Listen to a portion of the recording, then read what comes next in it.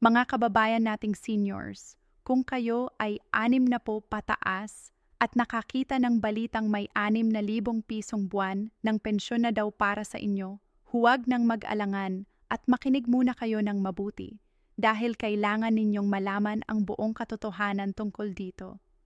Maraming naguguluhan ngayon dahil sa mga post sa social media na nagsasabing may bagong 6,000 buwanang pensyon na raw para sa lahat ng senior citizens. Pero ang totoo ay medyo iba ang sitwasyon. Hindi ko kayo bibigyan ng maling pag-asa o maling impormasyon dahil respeto ko sa inyo ay ang katotohanan. Ang 6,000 na iyan ay totoo. Pero hindi po iyan buwan-buwan na sweldo gaya ng iniisip ng marami. Ang 6,000 na yan ay lump sum payment na sumasaklaw ng 6 na buwan. Ibig sabihin ay PH 1,000 kada buwan multiplied by 6 months. Kaya naman ngayong umaga na ito, uupo tayo dito na parang magkakapit-bahay lang at pag-uusapan natin ng detalyado kung ano ba talaga ang social pension program ng gobyerno. Sino ang qualified, magkano ang tunay na matatanggap, kailan ang payout schedule, at paano para sigurado kayong hindi kayo makakaligtaan o matatanggalan ng benefits. Tutulungan ko kayong maintindihan ang bawat detalye para walang magsayang ng oras at lakas ng katawan na pumunta sa DSWD office o sa barangay kung hindi naman pala kayo qualified. O para naman hindi kayo makaligtaan kung entitled naman talaga kayo. Magsisimula tayo sa pinakamahalaga.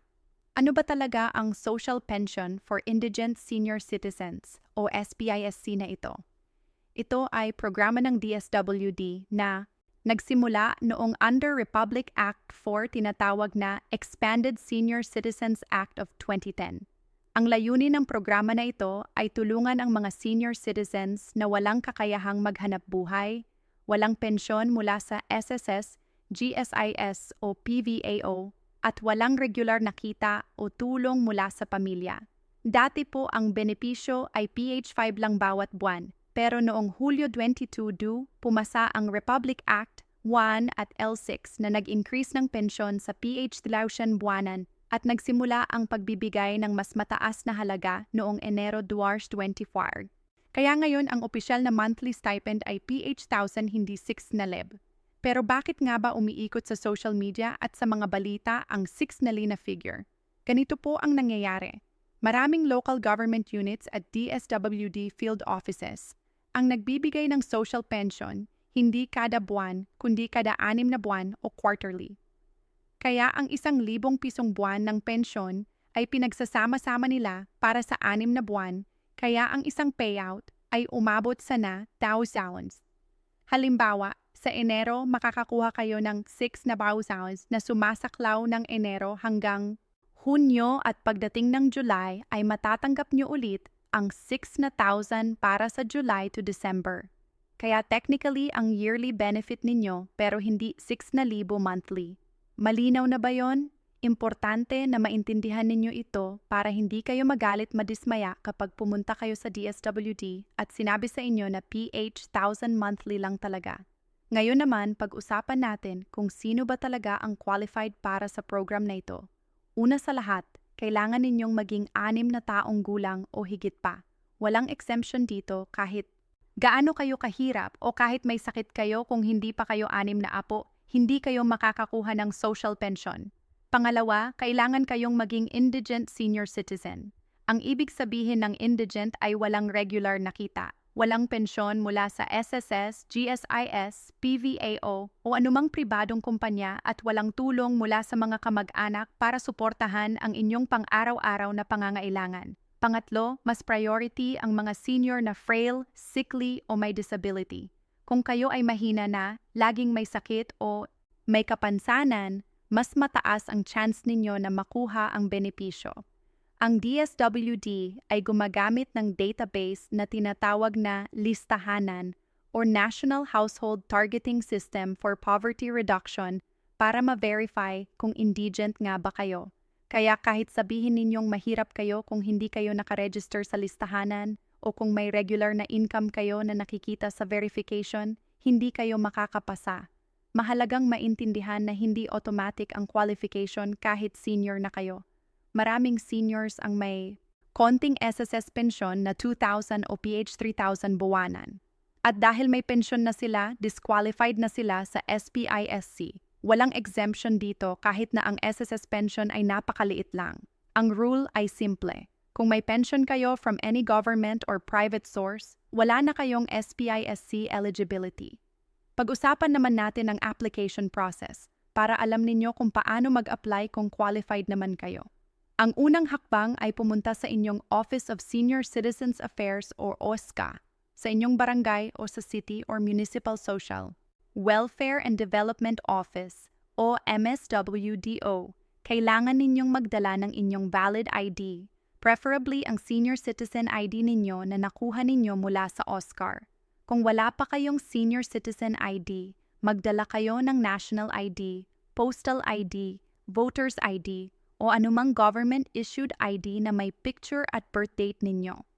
Pagdating sa office, hihingi sa inyo ang Social Pension Application Form na pupunuan ninyo with the help ng social worker kung kailangan ninyo ng tulong. Isa pang important document ay ang affidavit na nagsasabing wala kayong pensyon mula sa SSS, GSIS, PVAO o pribadong kumpanya at wala kayong regular na income. Dapat notarized ang affidavit na ito kaya mag-allocate kayo ng budget para sa notary fee. Usually mga 100 hanggang PHT2 lang naman. After ninyong isubmit ang lahat ng requirements, maghihintay kayo ng tawag mula sa DSWD para sa validation at interview. Ang mga social workers ay bumibisita mismo sa inyong bahay para makita ang inyong living conditions at ma-verify kung indigent nga ba talaga kayo. Huwag kayong matakot sa home visit na ito dahil routine process lang ito para sigurado ang DSWD na ang pera ay napupunta sa mga talagang nangangailangan. Pagkatapos ng validation, dadaan ang inyong application sa approval process. At kung approved kayo, isa-enroll na kayo sa database ng DSWD at ihahanda ang payout mechanism para sa inyo. Ang payout schedule ay depende sa inyong lugar at sa mode of payment na ginagamit ng DSWD field office ninyo. Ngayon, ang payout ay ginagawa monthly, bi-monthly, or quarterly basis. Hindi na katulad ng dati na every 6 months pa. Noong nakaraan ang problema ay napakahaba ng interval kaya mahirap mag-budget ang mga senior. Pero ngayong 2025, mas madalas na ang payout para mas regular ang cash flow ninyo. Ang iba ay tumatanggap buwanan, ang iba naman ay kada 2 buwan, at ang iba ay quarterly o kada 3 buwan. Halimbawa, kung payout ninyo, makakakuha kayo ng PH 1,000 every month. Kung bi-monthly, makakakuha kayo ng 2,000 every 2 months. Kung quarterly, makakakuha kayo ng every 3 months. At kung semestral pa rin ang setup sa inyong lugar, makakakuha kayo ng 6,000 twice a year. Ang mode of payment ay iba-iba rin depende sa lugar ninyo. Ang karamihan ngayon ay gumagamit ng cash card system gamit ang Land Bank or Development Bank of the Philippines or DBP. Bibigyan kayo ng cash card na parang ATM card at doon ikikredit ang inyong pensyon. May iba naman na cash payout pa rin kung saan pupunta kayo sa designated payout center sa inyong munisipyo or barangay hall at doon kayo magpipick up ng cash. Ang advantage ng cash card ay hindi na kayo maglalakad pa at mas safe dahil hindi kayo magdadala ng cash pa uwi. Pero ang disadvantage ay kailangan ninyong pumunta sa ATM para mag-withdraw. At kung malayo ang ATM sa inyo, magiging inconvenient rin. Kaya depende sa inyong preference at sa available options sa inyong lugar. Ngayon naman ang mga tips para hindi kayo makaligtaan ng benefits o para ma-maximize ang inyong social pension. Una, siguraduhing updated ang inyong contact information at address sa OSCA at DSWD. Kung lilipat kayo ng tirahan, agad ninyong i-update ang records ninyo para hindi kayo mahirapan sa payout. Pangalawa, siguraduhing alam ninyo ang schedule ng payout sa inyong lugar. Minsan kasi may seniors na hindi nakakaalam ng schedule, kaya napapalampas nila ang payout, at kailangan pa nilang maghintay ng ilang buwan para sa next payout. Pangatlo, huwag kayong mahihiyang magtanong sa social worker o sa OSCAR staff kung may hindi kayo maintindihan. Mas mabuti na magtanong kayo ng paulit-ulit kaysa mag-assume kayo at mali pala ang iniisip ninyo. Pang-apat, kung may masakit kayo o mahirap kayong maglakad, pwede kayong magpadala ng authorized representative para kumuha ng pension ninyo. Pero siguraduhin na may authorization letter kayo na notarized at may kopya ng inyong IDs at ng representative ninyo. Kailangan ding may proof of relationship. Halimbawa ay birth certificate ng anak ninyo kung siya ang representative or marriage certificate kung spouse ninyo. Panlima, i-report ninyo kaagad sa DSWD kung nagbago ang status ninyo. Halimbawa ay nagsimula kayong tumanggap ng SSS pension o may nag-aalaga na sa inyo na regular ang kinikita. Mahalagang honest kayo dahil kung nahuli kayong tumatanggap ng kahit may income or pension na kayo, maaari kayong tanggalin sa programa at baka pa nga kayo hingian ng refund ng nang nakatanggap na ninyo. Panganim, siguraduhing nakaregister kayo sa PhilHealth at sa inyong barangay health center para sa free medical services. Ang SPSC stipend ay para sa food at basic needs ninyo pero pwede rin naman itong gamitin para sa gamot. Pero kung may free medical services na available, gamitin ninyo yon para makapagtipid kayo at pwede ninyong i-allocate ang SPSC money sa ibang pangangailangan. May ilang hidden benefits din na hindi lahat ng seniors ay alam. Una, annual pension ay tax-exempt. Ibig sabihin ay walang bawas na tax sa PH1000 ninyo. Buo ang matatanggap ninyo. Pangalawa, kahit tumatanggap kayo ng SPISC, eligible pa rin kayo sa iba pang senior citizen benefits tulad ng 20% discount sa medicines, groceries, restaurants at transpo. Hindi naman nawawala ang inyong discount privileges dahil sa SPSC. Pangatlo, qualified din kayo sa cash gift program ng National Commission on Senior Citizens o NCSC. Pag nag-turn kayo ng 80 taon, 85 taon, si taon, at 100 taon, makakakuha kayo ng 10,000 cash gift para sa bawat milestone. Kaya hindi lang ang makukuha ninyo, may dagdag pa na cash gift pag umabot kayo sa mga edad na yon. Pang-apat, may programa rin ang Department of Health para sa free medicines at free hospitalization sa PhilHealth. Kung member kayo ng PhilHealth, covered ang inyong hospital bills up to certain amount depende sa case ninyo.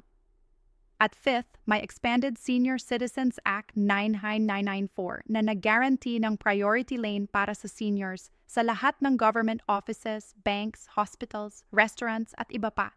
Kaya huwag kayong mahihiyang mag-request ng priority kung mataas na ang pila at nahihirapan na kayong tumayo. Pag-usapan din natin ang posibleng reductions o clocks na dapat ninyong bantayan. Ang clawback ay mangyayari kung nahuli kayong tumatanggap ng SPISC kahit hindi na kayo qualified. Halimbawa, nagsimula kayong tumanggap ng SSS pension pero hindi ninyo sinabi sa DSWD. Tapos nahuli kayo sa validation. Ang mangyayari ay matatanggal kayo sa SPISC program at baka pa nga kayo hingian ng refund ng lahat ng nakatanggap ninyo mula nung nagsimula kayong makatanggap ng SSS. Kaya sobrang importante na i-report ninyo kaagad ang mga pagbabago sa inyong status. Ang isa pang reason para ma-remove kayo sa program ay kung namatay kayo na pero hindi na-report ng family ninyo. Tapos patuloy pa ring nakaklaim ang representative ninyo ng pension. Ito ay fraud na at criminal offense kaya huwag ninyong gagawin. Kapag namatay ang pensioner, kailangan kaagad i-report sa DSWD at isumite ang death certificate para ma-stop ang pensyon. Kung may hindi pa na-claim na pensyon bago namatay ang senior, pwedeng i-claim ng authorized family member. Pero kailangan ng documentary requirements tulad ng death certificate, barangay certification ng relationship at iba pa. Ang isa pang issue ay ang overpayment. Nangyayari ito kung may error sa payout at nakatanggap kayo ng mas marami sa dapat. Kung nangyari ito, i-report ninyo kaagad sa DSWD at ibalik ang excess para hindi kayo ma-blacklist sa future payouts. Ang payout strategies para ma-maximize ang benefits ninyo ay simple lang pero effective. Una, mag-budget kayo ng maayos. Kung 6,000 ang natatanggap ninyo every 6 months, i-divide ninyo ito para sa 6 na buwan. Ibig sabihin ay PH1000 per month ang budget ninyo. Huwag ninyong gagastusin lahat agad sa unang buwan kasi wala na kayong matira sa remaining months. Pangalawa, magtabi kayo ng emergency fund mula sa pension ninyo. kahit P2 to P300 per month lang. Kung isave ninyo after 1 year, ay may 2004 na raang TO6 na ra kayong nakatabi para sa emergencies. Pangatlo, pag bumili kayo ng gamot, gamitin ninyo ang senior discount para makatipid. Ang 20% discount ay malaking bagay, kaya huwag ninyong kakalimutan na ipresenta ang senior ID ninyo. Pang-apat, kung marami kayong maintenance medicines, alamin ninyo kung covered ba ito ng PhilHealth o kung may generic alternatives na mas mura. Ang generic medicines ay same quality lang ng branded pero mas mura ang presyo. Panlima, kung may anak o apo kayo na working, pag-usapan ninyo kung paano magtulungan sa household expenses para hindi lang kayo umaasa sa SPISC. Ang SPISC ay tulong lang. Hindi siya sapat para sa lahat ng expenses ninyo. Kaya importante ang family support din. May mga common mistakes din na dapat ninyong iwasan. Una, huwag kayong bibili ng insurance or investment products gamit ang SPISC money ninyo. Maraming insurance agents na nagtitingin ng mga seniors at sinasabi na mag-invest daw kayo para mas lumaki ang pera ninyo. Pero ang totoo ay hindi na sila babalik at mawawala lang ang pera ninyo. Pangalawa, huwag kayong magpapautang ng SPISC money ninyo sa mga kapitbahay o kamag-anak na may utang. Alam ko na mahirap tumanggi, pero ang pensyon ninyo ay para sa inyong sariling pangangailangan, hindi para ipautang. Pangatlo, huwag kayong magpapabayad ng processing fee sa sino ang nag-aalok na tutulong sa inyo mag-apply. Ang DSWD services ay free. Walang dapat bayaran na processing fee. Kung may nanghingi ng bayad, scam yon at i-report ninyo sa DSWD o sa barangay captain ninyo. Pang-apat, huwag kayong magbibigay ng inyong cash card o PIN sa kahit sino kahit sa pamilya ninyo. Ang cash card ninyo ay personal ninyo lang at kung ibibigay ninyo sa iba at nawala ang pera, hindi na kayo makakakuha ng refund. Panlima, huwag kayong papayag na i-hold ng iba ang inyong pension para sa inyo. May mga cases na ang representative ay hindi binibigay ang full amount sa senior. Kumukuha sila ng portion as bayad sa pagsama sa senior sa payout center. Ito ay hindi tama at kung nangyayari ito sa inyo, i-report ninyo sa DSWD para aksyonan. Ngayon naman, pag-usapan natin ang current status ng proposed legislation na nag-aalok ng Universal Social Pension para sa lahat ng seniors. Mayon talagang pending bill sa Senate na gusto nilang bigyan ng pension ng lahat ng seniors, hindi lang ang indigent. Ang House 4.23 ay approved na ng House of Representatives noong Mayo 2024 at ngayon ay nasa Senate na ito para sa deliberation. Ang proposal ay bigyan ng PH5 monthly pension ang non-indigent seniors at paunti-unti itong tataasan hanggang PH1000 in 5 years. Kung papasahin ito, mga 7 milyong seniors ang makikinabang kumpara sa kasalukuyang 4 na milyong indigent seniors lang na covered ng pero kahit approved na ng House, hindi pa ito batas. Kailangan pa itong AFAN Senate at pirmahin ng Presidente para maging law. At kahit maging law ito, ang implementation ay matagal pa rin. Baka 2.26 o 2.27 pa magsimula ang payout. Kaya huwag kayong mag-expect na this year or next year ay may universal pension na. Ang best na gawin ninyo ay mag-focus sa current SPISC program kung qualified kayo. At kung hindi kayo qualified ngayon, mag-monitor kayo ng news tungkol sa Universal Pension Bill para alam ninyo kung kailan ito magiging available. Para sa mga seniors na may SSS o GSIS pension, kahit disqualified kayo sa SPISC, may iba pa kayong benefits na pwedeng i-maximize ang SSS at GSIS pension. Ay regular na tinatanggap ninyo monthly at mas mataas ito kumpara sa SPISC. Pero pwede pa rin kayong mag-avail ng 20% senior discount sa lahat ng goods and services. Pwede pa rin kayong mag-apply ng PhilHealth at qualified pa rin kayo sa cash gift ng NCSC pag umabot kayo ng 805 sinapot at 100 taong gulang. Kaya kahit walang SPISC, may iba pang tulong na makukuha ninyo mula sa gobyerno. Importante rin na i-update ninyo ang inyong contact information sa SSGSIS para hindi kayo makaligtaan ng pension increases o ng iba pang benefits. Ang SS at GSIS ay nag-announce din ng pension increases from time to time kaya bantayan ninyo ang balita at mga announcements nila. Sa mga seniors na hindi pa nag-a-apply ng dahil akala nila ay complicated ang process o dahil nahihiya silang pumunta sa office, huwag kayong mag-atubili. Ang DSWD staff at OSCA personnel ay narito para tumulong sa inyo, hindi para husgahan kayo. Ang application process ay hindi naman mahirap at tutulong naman sila sa inyo sa pag-fill up ng forms. Ang importante ay may dalang valid IDs kayo at mga necessary documents at honest kayo sa lahat ng information na ibibigay ninyo. Kung may tanong kayo or hindi ninyo maintindihan ang process, magtanong kayo. Mas mabutin magtanong kayo ng paulit-ulit kaysa mag-assume at mali ang gagawin ninyo. At kung mahirap kayong maglakad o may sakit kayo, pwede kayong magpadala ng representative pero siguraduhing may proper authorization at documents. Sa pagtatapos ng usapan natin, ngayong umaga, sana ay naging malinaw na sa inyo ang totoo tungkol sa na 1,000 senior pension. Hindi ito 6 na buwanan kundi PH 1,000 buwanan na binibigay every 6 months kaya naging 6 na 1,000 lumps. Ang qualification ay strict. 6 na pong taong gulang o higit pa indigent.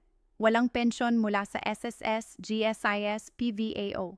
Walang regular income at walang support mula sa family. Ang application process ay simple lang. Pumunta sa OSCA or MSWDO, mag-submit ng requirements, maghintay ng validation at kung approved, makakakuha na kayo ng pension. Ang payout schedule ay depende sa inyong lugar. Pwedeng monthly, bi-monthly, quarterly o semestral pa rin. Ang benefits ay tax-exempt at hindi naman nawawala ang iba ninyong senior citizen privileges kahit tumatanggap kayo ng SPISC. Ang mga tips para ma-maximize ang benefits ay mag-budget ng maayos, magtabi ng emergency fund, gamitin ang senior discount, at huwag kayong mahihiyang magtanong o humingi ng tulong. At siyang mga pitfalls na dapat iwasan ay huwag magpautang ng pension money, huwag magbayad ng processing fee sa scammers at i-report kaagad ang pagbabago ng status ninyo para hindi kayo ma-remove sa program o hingian ng refund. Ang social pension program ay hindi perpekto at alam ko na PH 1,000 buwanan ay napakaliit lang lalo na sa panahon ngayon na ang presyo ng bilihin ay napakataas. Pero ito ay tulong pa rin at kung qualified kayo, dapat ninyong kunin ang benefits na ito dahil ito ay karapatan ninyo. Ang gobyerno ay nag-allocate ng FARS na 0.7 billion para sa peace program ngayong FY at ang budget na ito ay para sa inyo. Kaya huwag kayong mahihiya o mag-atubiling mag-apply kung qualified naman kayo. At para sa mga anak at apo ng mga seniors, tulungan ninyo ang inyong mga magulang at lolo't lola na mag-apply kung eligible sila. Ang proseso ay mas madali kung may kasama silang mas bata na makakatulong sa pag-fill up ng forms at pag-follow up ng application. Ang family support ay importante din, hindi lang financial support, kundi emotional support din. Ang mga seniors ay kailangan ng pagmamahal at atensyon, hindi lang pera. Kaya kahit tumatanggap sila ng SPISC, huwag ninyong iiwan sila mag-isa. Bisitahin ninyo sila, kausapin ninyo sila at siguraduhing okay ang kanilang kalusugan at kalagayan. Ang ay tulong sa financial needs, pero ang pag-aalaga at pagmamahal ng pamilya ay hindi kayang bayaran ng pera. Salamat sa inyong pakikinig ngayong umaga at sana ay nakatulong ang ating pag-uusap para mas maintindihan ninyo ang social pension program ng gobyerno. Kung may mga katanong pa kayo, pwede kayong pumunta sa nearest DSWD office o OSCA sa inyong lugar o pwede kayong tumawag sa DSWD hotline para mag-inquire. At kung nais ninyong mag-share ng video na ito sa inyong mga kamag-anak at kaibigan na seniors din, huwag kayong mag-atubiling i-share para mas maraming makaalam ng tamang impormasyon. Ang misinformation ay nakakasama, kaya ang ating layunin ay magbahagi ng facts at ng accurate information para hindi kayo maloko o madismaya. Hanggang sa muli, ingat kayo palagi. Alagaan ninyo ang inyong kalusugan at sana ay maging maayos ang inyong araw. Mabuhay ang mga senior citizens ng Pilipinas.